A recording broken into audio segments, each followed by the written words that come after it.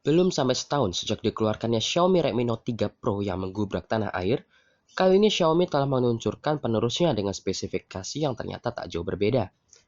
Lalu apakah layak untuk mengganti Redmi Note 3 ke Redmi Note 4? Selamat pagi, selamat siang, selamat sore, dan selamat malam bagi kalian semua. Kembali lagi dengan saya Arata.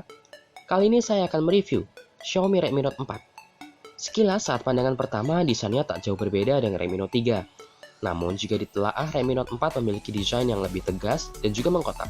Materialnya masih sama terbuat dari logam. Dan kali ini Xiaomi menambahkan dua garis putih antena di belakang dan juga aksen logam chrome di samping-sampingnya, tentu mengingat tinta dengan iPhone. Penempatan tombol dan kamera masih sama. Yang menarik adalah di bagian depannya yang terdapat layar seluas 5,5 inch yang kini sudah menggunakan 2,5 D glass. Artinya, saat terpantul oleh sinar matahari akan terlihat keren dan juga crispy. Namun sayang, sama halnya dengan Redmi Note 3, Redmi Note 4 ini belum dibekali dengan lapisan pelindung seperti Gorilla Glass. Kemudian beralih ke bagian bawah, Anda dapat menemukan lubang-lubang yang saya pikir adalah sebuah speaker. Namun ternyata speakernya hanya terdapat pada bagian kanannya saja, yang bagian kiri merupakan sebuah mikrofon. Walaupun begitu, ini merupakan sebuah peningkatan jika dibandingkan dengan Redmi Note 3 yang memiliki speaker di bagian belakangnya. Karena jika saat speaker di bagian belakang, maka ponsel saat dalam keadaan tertidur akan meredam suaranya. Overall, untuk desain, Xiaomi Redmi Note 4 ini terlihat sangat mewah dan cukup nyaman untuk digenggam. Tapi Anda harus hati-hati karena ponsel ini sangatlah licin. Xiaomi Redmi Note 4 tersedia dalam 3 pilihan warna yakni Gold, Silver, dan juga Grey. Masih sama dengan Redmi Note 3 bahwa ponsel ini memiliki border hitam di sekeliling layarnya, yang mana akan membuat penampilannya jelek. Maka dari itu, jika Anda terganggu, pilihlah warna Grey, karena Grey memiliki warna bezel depan yang berwarna hitam. Xiaomi Redmi Note 3 ini memiliki layar seluas 5,5 inch Full HD dengan panel IPS dan juga menghasilkan kerapatan hingga 401 ppi. Angka tersebut tentu cukup oke untuk bermain game dan juga misalnya hanya untuk menonton sebuah video. Saturasi dan juga karakter warnanya bagus, tak berlebihan. Beralih ke audio outputnya, cukup lantang dan juga speaker yang di bawah ponsel ini lebih baik ketimbang yang berada di belakang.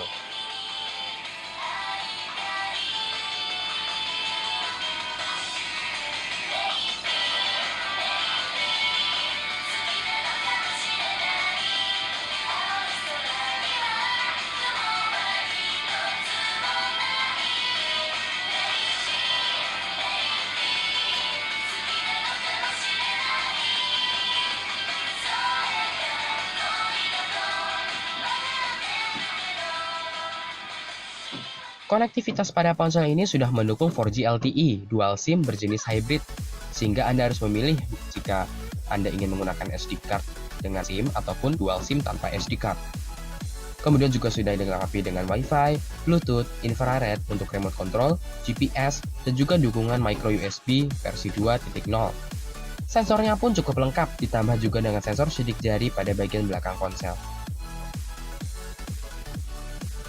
Masuk ke sisi dapur pacunya, Xiaomi mempercayakan prosesor dengan jumlah core yang sangat banyak, yakni Deca-Core 2,1 GHz dari MediaTek Helio X20. Bisa dikatakan ponsel ini memiliki 10 inti, di mana prosesor ini juga ditambah dengan pengolah grafis Mali T880 MP4. Di pasaran, Xiaomi mengeluarkan dua versi, yaitu 2 GB RAM dengan internal storage 16 GB dan juga 3 GB RAM dengan 64 GB internal storage yang masih bisa ditambah dengan slot micro SD card. Untuk yang saya review kali ini adalah varian tertinggi dengan RAM 3 GB seharga 2,6 juta rupiah. Tentu saat ini semua game HD dapat dilahap oleh ponsel ini. Seperti yang telah saya mainkan, Asphalt Extreme dan juga Modern Combat 5 dapat berjalan dengan lancar dan juga tanpa lag. Setelah cukup lama bermain, ponsel terasa cukup hangat dengan temperatur hingga 39 derajat Celcius. Tapi masuk oke, karena mengingat ponsel ini mengusung bodi logam, tentu tersebut adalah hal yang wajar. Kemudian untuk skor Antutu, benchmarknya mencapai 87 ribuan, hampir 90 ribu. Angka ini juga merupakan angka yang cukup tinggi. Multitasking pun juga lancar tanpa kendala. Saat clear RAM berjalan, RAM yang tersisa adalah 1,6 GB. Out of box saya sudah mendapatkannya dalam keadaan MIUI 8 stable. Tampilannya tak jauh berbeda dengan MIUI 7. Nah, yang menarik adalah sekarang sudah ada fitur dual space dan juga dual apps yang berguna jika Anda memiliki banyak akun atau hanya sekedar ingin mengamankan aplikasi Anda. Oh ya, kali ini juga sudah tersedia fitur double tap to wake. Namun jika kita menggunakan fingerprint sensor, apakah berguna? Toh tanpa menghidupkan layar terlebih dahulu, kita sudah dapat menghidupkan ponselnya dengan menempelkan jari kita ke fingerprint sensor. Masuk ke sektor kamera, mungkin ada sebagian orang yang menyayangkan karena terjadi penurunan dari Redmi Note 3. Resolusi dari 16 megapiksel menjadi 13 megapiksel. Namun, perlu kalian ketahui bahwa hasilnya tak jauh berbeda. Bahkan di Redmi Note 4 ini sudah menggunakan aperture f2.0.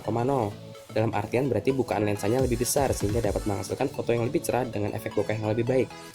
Merekam video pun dapat merekam hingga Full HD, walaupun masih belum 4K. Oh ya, videonya juga dapat dilengkapi dengan image stabilization, sehingga mengurangi guncangan saat merekam. Dan juga terdapat fitur slow motion. Berikut hasil tangkapannya.